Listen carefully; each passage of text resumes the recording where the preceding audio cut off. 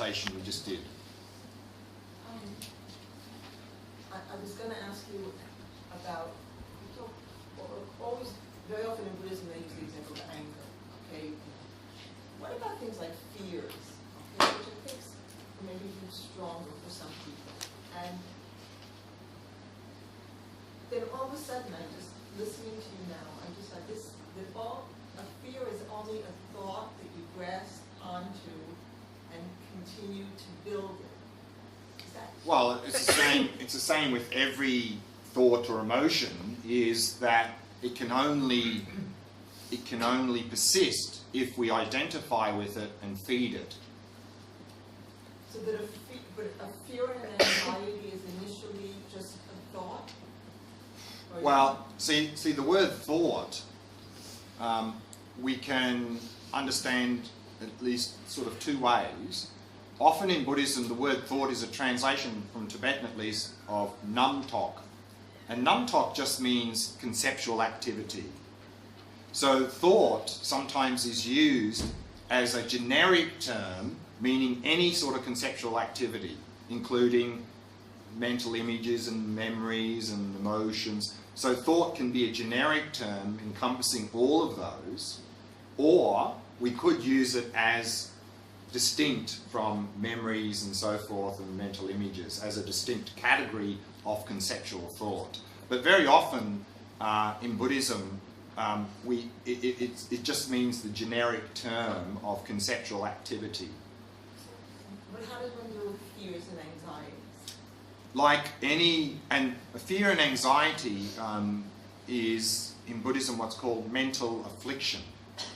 See, in Buddhism, we don't really talk about emotions. Rather, you have what's called mental afflictions. And a mental affliction, or klesha in Sanskrit, is something that agitates or disturbs the mind. And so that would include fear, anxiety, anger, jealousy, craving. All of these things are mental afflictions. And from a Buddhist perspective, all mental afflictions at the deepest level are coming from this fundamental ignorance of nature of reality. So the long-term solution to all of these, from a Buddhist perspective, is to come to realize nature of reality. The short-term strategy, of course, is that, well, this could take a long time before we do that. So, and while we're trying to do that, if we have a lot of these mental afflictions arising, they sort of interfere with that process. So we need also a short-term strategy. What can we do with these things in the short term in an effective way, at least to reduce them? And so there in Buddhism we have many possibilities and many perspectives of how to work with these mental afflictions. Each one often has what's called a direct antidote. And then also we have what we're doing a little bit here is the shamatha practice. First step is to not get caught up, because as long as we're getting caught up in these mental afflictions, I mean, there's not much we can do about it. We're out of control. So the first step is to give ourselves a bit of breathing space and not to feed them. So if we do these sorts of practices like we're doing now, what we're going to do is give ourselves some breathing space and also not feed them. So already that can reduce significantly these mental afflictions. But of course, on top of that, there are many other practices that can help reduce them even further. And we can, come at many different perspectives in terms of the wisdom perspective, the compassion perspective, and then often there's a sort of what's called a direct antidote as well. So there is a whole range of short-term strategies that we can adopt to dramatically reduce their impact, while at the same time we're always working on the long-term solution.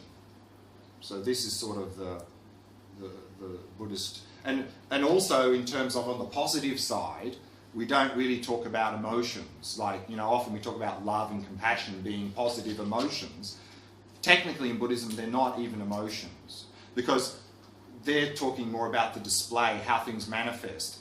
From a Buddhist perspective, how things manifest is not the important point. It's what's driving the whole process that's important. So actually, even when we talk about love and compassion, in Buddhism, they're not described as emotions. They're described as the underlying aspirational wish. So love is not some sort of emotion. In fact, in Buddhism, love is defined as the wish for ourselves and others to be happy. And compassion is also not an emotion. Compassion is defined as the wish for ourselves and others to be free of suffering. So that's the important thing, is to have the right driving mechanism for all of these displays. So that's where Buddhism is sort of focused. Anything else from this meditation? Yeah. I noticed that I'm like doing a summary every time there's a sentence like I was saying. Okay, now I was thinking about this and this. And I don't know if this is what you mean, but I felt like that I'm like rewriting the thought, but in the minute I did it, It goes. but Sure. but it's not naturally. Right, okay. I did it. You Right, know, okay. I said, okay, I was now thinking about this person. Yeah. That's it. Right. So, and this is one of the things I'm going to mention now, is that as a beginner, this sort of thing can be helpful to avoid getting caught up. It's like a little bit of internal commentary to help us to know what to do, what we're doing. It's a little bit like the example of, when we learn to drive the car, we do the commentary, don't we? Oh, I have to check this mirror, I have to push this, I have to do this, I have to do this, I have to push the clutch in, we do that when we learn. If we don't, we're sort of lost, aren't we? But do we continue to do that once we become proficient in driving a car? Are we always having that internal commentary? Oh, I have to look in the mirror now, I have to do that. We just do it, don't we? Because it becomes an automatic thing. So similarly here is, as a beginner, a little bit of commentary like this can be helpful in the beginning phases, but then slowly, as we become better at doing this observing, then we don't need the commentary anymore. So that's why I mentioned before, some commentary like thought, emotion, memory, labeling mental events can be helpful to be able to observe them, not get caught up in them. But even at beginner, we need to be careful that we don't just make elaborate commentary, because then we're getting caught up in the commentary on the commentary on the commentary. Yeah. So it's okay to have this sort of, oh, that was a thought there. That's fine, because it can help us to understand what we're doing in the practice and to do the practice. But then, as we become better at it, then we don't need that commentary anymore. So it's okay at the beginning phase, but again, to keep it very simple. Otherwise, it just becomes another distraction. We get caught up in the commentary on the commentary on the commentary. And the second question is that I don't feel that it's naturally going away. I feel that What's going away? The thought. Right. It's not naturally. It's when the minute I think about it, the minute I'm aware of the thought, then it's gone. Sure. So it's Right. like I'm pushing it. Yeah. I'm not pushing it away, but I'm. Yeah. Well, the first thing, of course, is in this practice, we're not having a preference for no thoughts. If we prefer the mind to be still rather than having thoughts, we're grasping.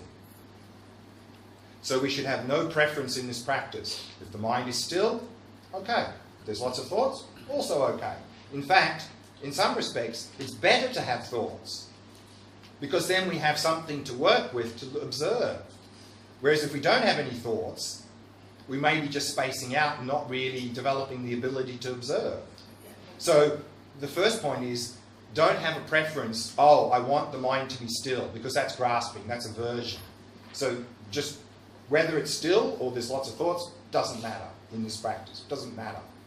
Yeah. So this is the one point. Then there was something else I think you You mentioned. said that you have to watch the thought. Right. Yes. So, I thought I could not do it because the minute I was thinking about it, I was thinking about this and this, then it left. right. I made it left. Not really. We make it stay. Because when a thought comes, and this is the way we always operate, we do one of two things. If we don't like it, We try and get rid of it.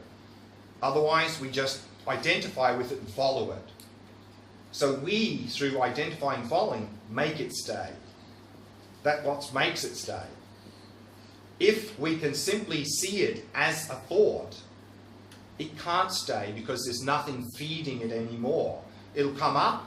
Some things come up more strongly, so they may be there a little bit longer, but if it doesn't have a lot of emotional charge and it comes up and we're not identifying or feeding it, you'll notice it'll just go, because there's nothing sustaining it, nothing keeping it there, feeding it. So it's not like we're making it go away, it's that we're just stopping it staying there by not feeding it anymore. That's all. Anything else? Yeah.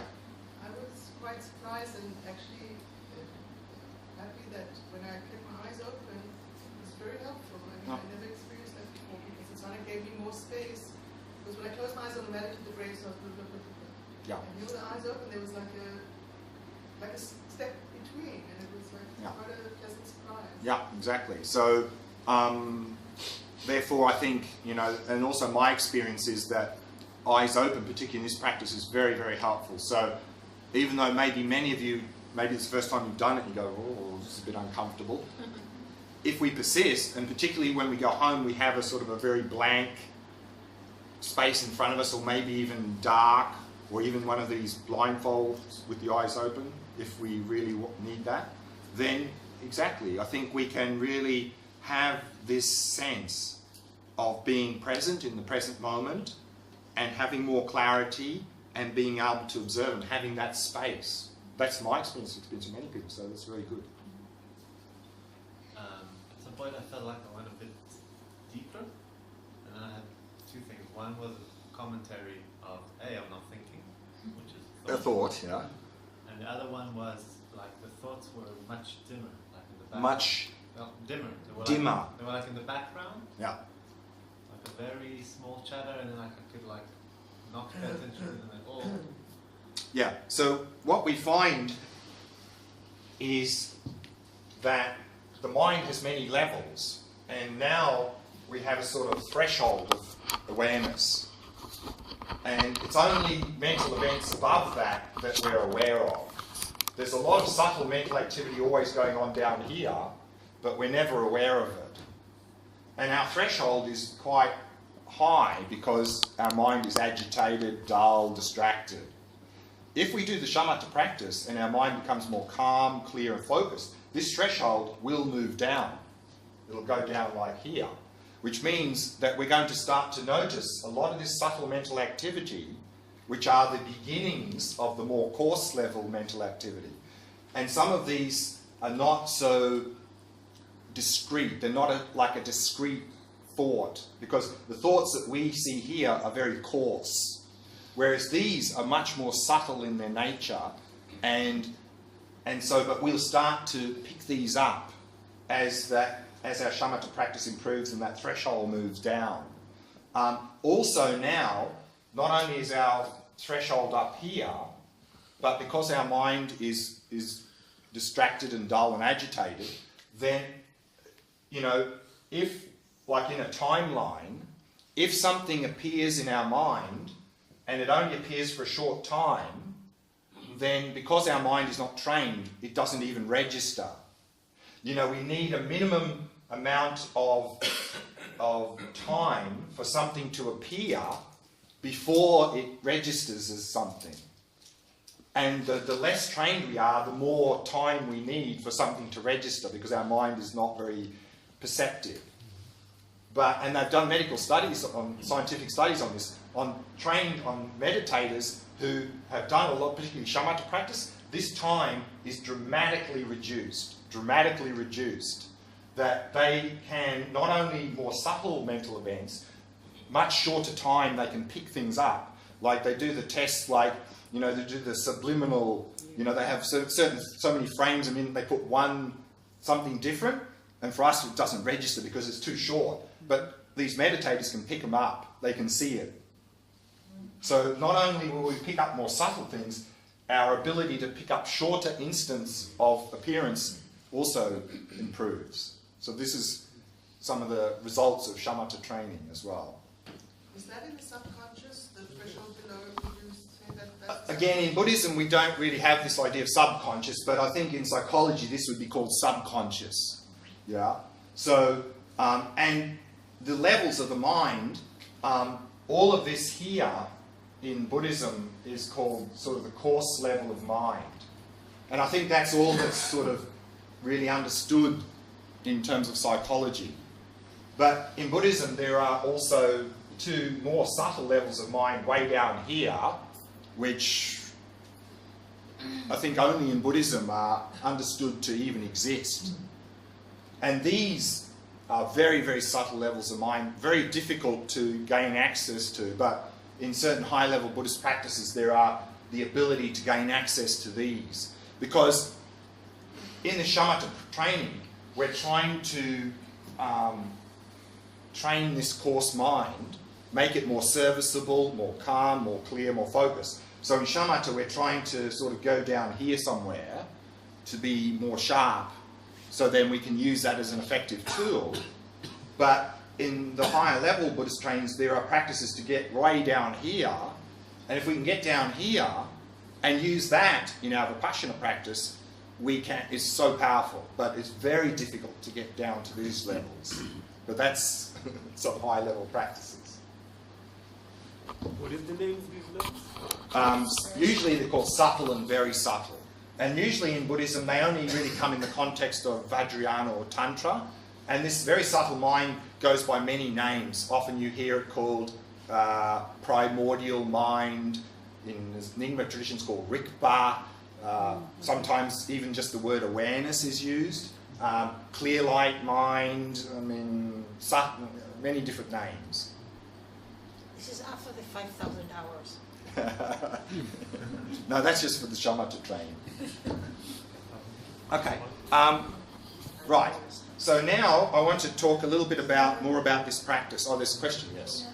So if by this training we can see more subtle the beginning of ending of a thought. More subtle and shorter, We can yes. experience the impermanence better. As well, of course, That's yeah. how it brings us to. Well, that's also going to help them with the Vipassana practice, of course. So not only will we see more subtle mental events, clearly, we'll see more shorter mental events. Because what you'll notice, actually, in this training, yesterday we looked at the breath practice, and we saw in this chart here that we go through these 9 stages. Now, these are called the 9 mental abidings, and they're talking about abiding better and better on the object. So that's usually the model that you see for, particularly the breath. With this practice of observing the mind practice, the stages of progress, normally they don't use this model, they use a different model. And the model they use is usually a 4-step model. And at the first stage of practice, it's said it's like a waterfall of thoughts. So the symbolism of a waterfall, meaning that when we start to do this practice, what we notice is there's one thought after the other just crashing down on us like a waterfall of thoughts crashing down on us, non-stop. So that's the first stage of practice. If we sit there and observe that and don't feed it, it starts to quiet down. So the next stage, instead of waterfall, is fast-flowing river. That's the second stage. Then if we keep observing that, what we notice is that at the beginning, one thought after another is constant. But then, particularly by the third stage, which is a slow-moving river, we start to really notice gaps. From when one thought stopped, some silence, and then another thought starts. More and more bigger and bigger gaps. So that's the third stage, slow-moving river. More gaps, less thoughts. And eventually the fourth stage of practice is that slow-moving river empties into a still lake.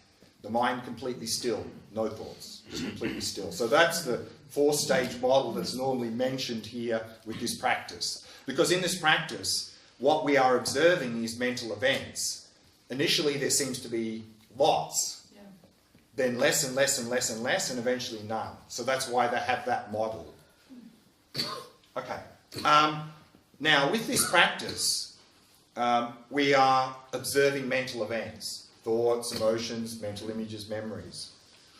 Now, as a beginner, generally two main experiences.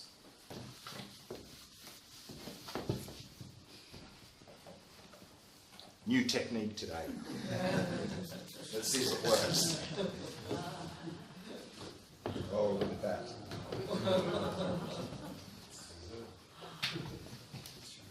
Due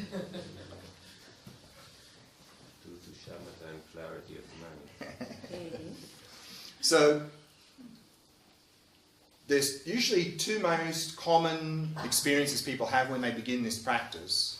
The first, of course, is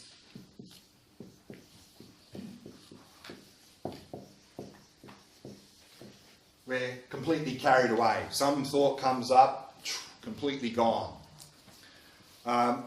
Now, this can get a little bit disheartening, you know, that we try and do this and every time something comes, we're gone, you know. So there's a couple of things we can do if we find that we're just constantly carried away. The first thing is a little bit what we did in that previous meditation.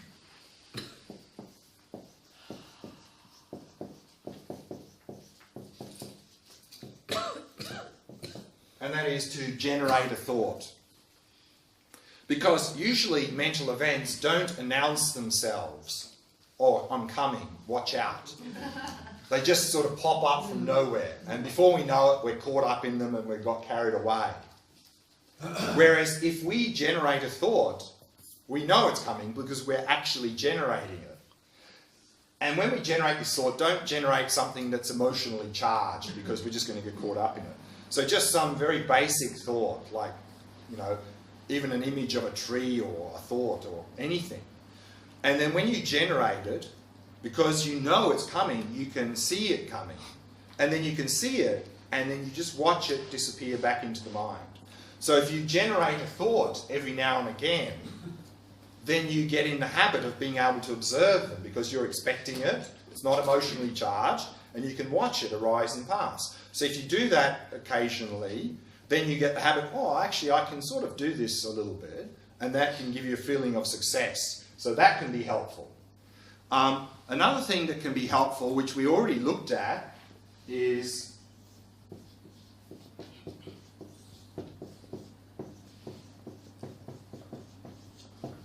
noting or labeling, is to give a name to that mental event, to give you some space from it. So when some mental event comes up, give it a name or a label. Thought, memory, emotion, mental image. Keep it simple, because if you make it too elaborate, it just comes commentary on commentary on commentary. But if you give it a name, it's an object. It's not, we're not caught up in it. So you can't, if you label something or know something, then it's much more difficult to get caught up in it because you have some space from it. I have a question. If it's a picture of something, does it have a name? Just mental image, just image. Yeah, give it a name, anything. Yeah. What we don't want to do is give it the name of what it's about. Don't say image of nasty person, because then we're going to get caught up in it. So if it's some image, just go image. Or if it's a thought. Just don't go, oh, thought about that horrible person. Because then already it's getting sticky and we're getting caught up in it. So keep it very simple, and in the label, don't put what that is about. Because then already, see, that's the difference we said before, is there's a difference between mindfully thinking about something and observing the thought. So if there's a thought about, before this argument about a person, you have a thought about an argument about the person, then we engage in the person, the argument. In this practice, we are simply observing the thought, which happens to be about a person or something, but it's the thought that we are engaging in, not what it's about. If it's just me sitting would have some feeling. It's about a feeling.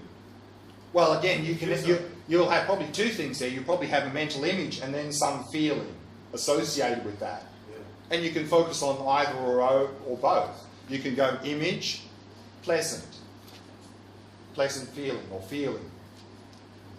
Keep it simple. So that's something that can be very helpful.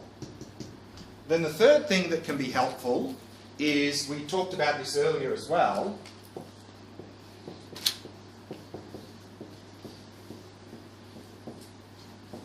is have an anchor, something to anchor us. So we can start by using the breath as the anchor. So if you find that you're just constantly getting swept away, then begin the practice by just focusing on the breath. Say in the abdomen is good, because that's very stabilizing. Focus on the sensations in the abdomen as the main object, and then a little bit in the corner of the mind, start to become aware a little bit of what's going on, mental events, just a little bit in the corner. But the main thing is just focusing on the sensations of the breath. Then slowly, less attention on the breath and a little bit more attention on what's going on. So then the mental events become the primary object, and the breath becomes on the periphery, the secondary object. And then eventually you can let go of the breath. So you can use that sort of transition as an anchor point if you're getting swept away a lot. So that's a couple of things you can do if you find that you're getting swept up a lot in the mental events. Now, that's probably the most common experience, but then often people have the exact opposite experience. They sit down and suddenly there's nothing there.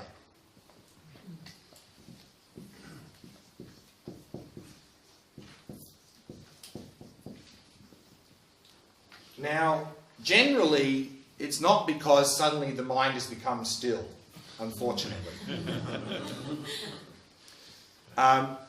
It can be a number of reasons. The most common reason is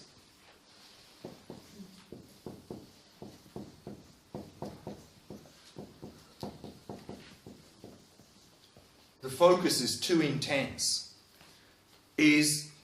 As we do normally in daily life, when we focus, we tense. So of course here, when we're going to look at our mind, we know we're going to get swept away. So to avoid that, we think, okay, I need to really focus intensely so I don't get swept away. And we do that. But then what happens is, with that intense focus, we're suffocating the mind. There's no space for anything to come up, because the whole bandwidth is taken up by that intense focus. So if you notice that your focus is very intense, relax, relax. But of course, if you relax too much, we get swept away. So there's that very delicate balance point. So that's the first reason why often there's no thoughts. Second reason, of course, is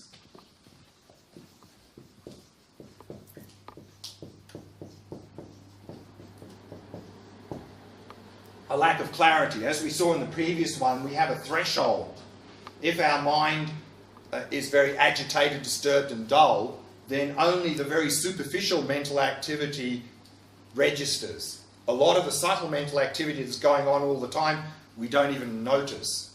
It's a little bit like focusing here at the nostrils. Maybe some of you in the beginning didn't notice anything at all, or something vague there, not much. But then as we stayed there, calm, more clear, we start to notice more and more sensations. It's not like there's more and more sensations happening. They were always there. You just didn't notice them. Similarly with the mind, is because our mind is not stable and clear, there's a lot of mental activity going on, we just doesn't register because it's below our threshold. So if we can simply be patient and focus, more and more clear, that becomes more and more evident. And then one more thing, of course, is